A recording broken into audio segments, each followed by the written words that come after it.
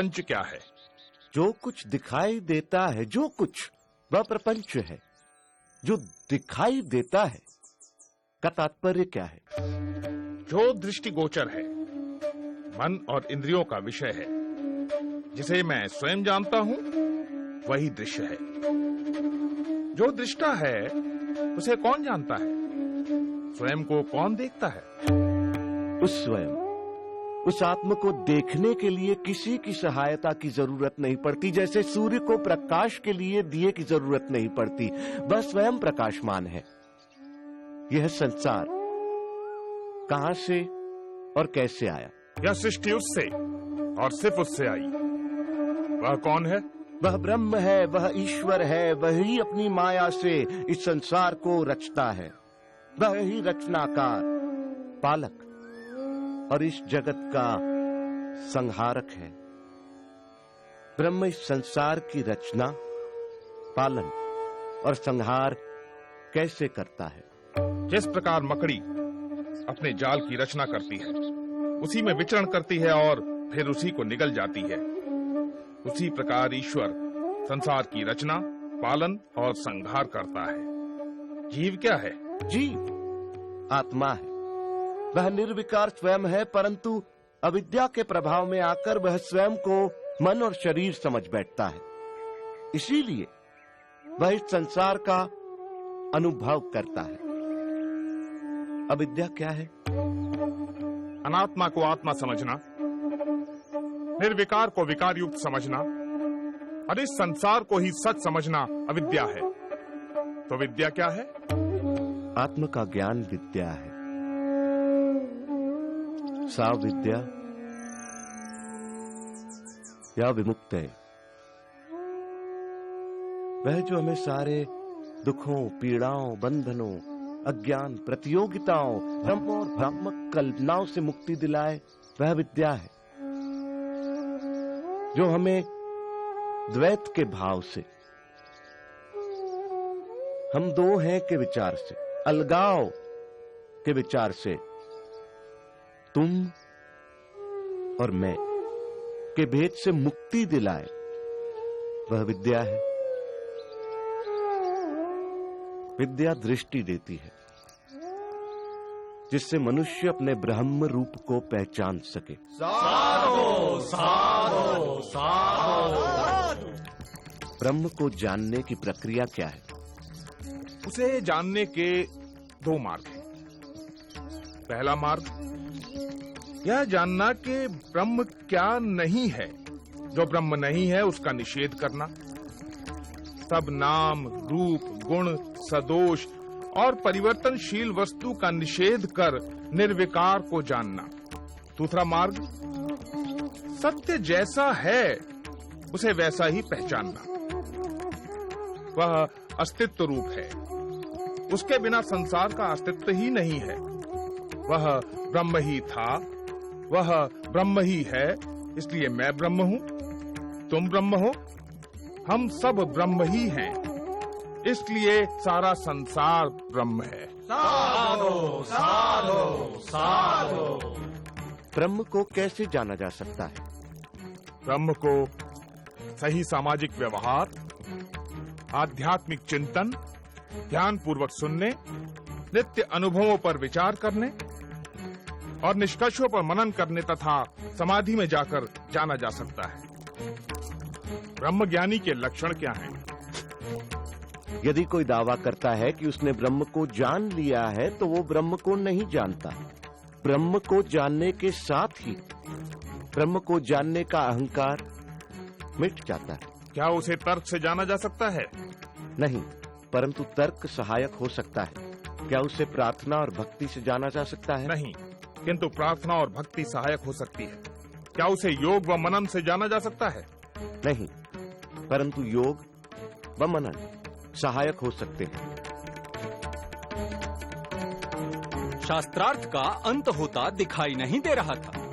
दोनों एक दूसरे पर भारी पड़ रहे थे कि अचानक बंदी निरुत्तर हो गए। आचार्य, उत्तर दें। आचार्य, उत्तर दें। अष्टावक्र की जय, अष्टावक्र की जय।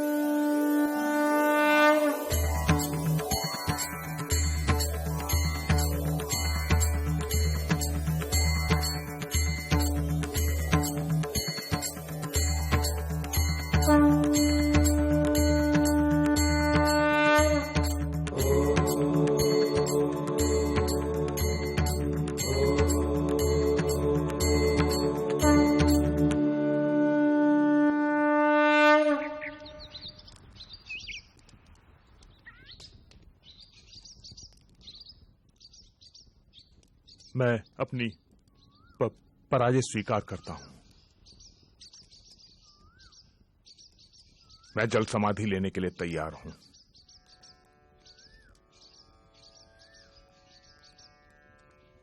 मैं आपको जल समाधि देने नहीं आया हूं आचार्य बंदी।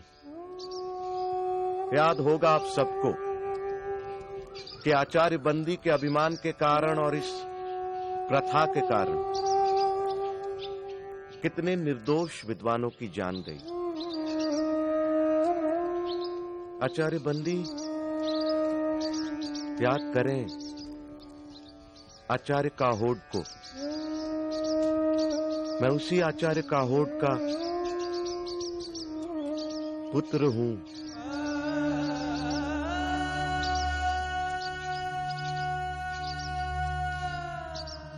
आज मैं विजयी हूं,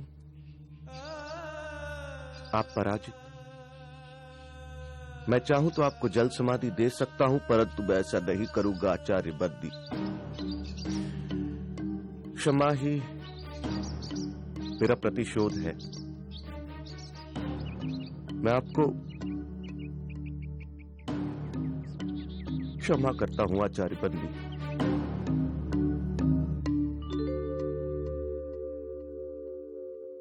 प्राण लेने से भी बड़ा दंड तुमने मुझे दिया बाल ज्ञानी। मुझसे पाप हुआ है, पाप हुआ है मुझसे पाप। पश्चाताप की आग से बड़ी कोई आग नहीं आचार्य बंदी। हर दिन इस आग में जला पवित्र हो, यही आपका प्रायश्चित होगा। शास्त्र को शस्त्र न बनाओ।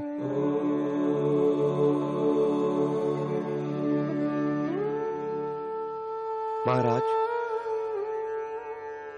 शास्त्र जीवन का विकास करते हैं,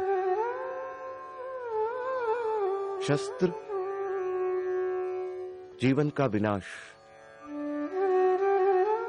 जितना पुराना है हिमालय, जितनी पुरानी है गंगा, उतना ही पुराना है ये सत्य। हिंसा से कभी किसी ने किसी को नहीं जीता।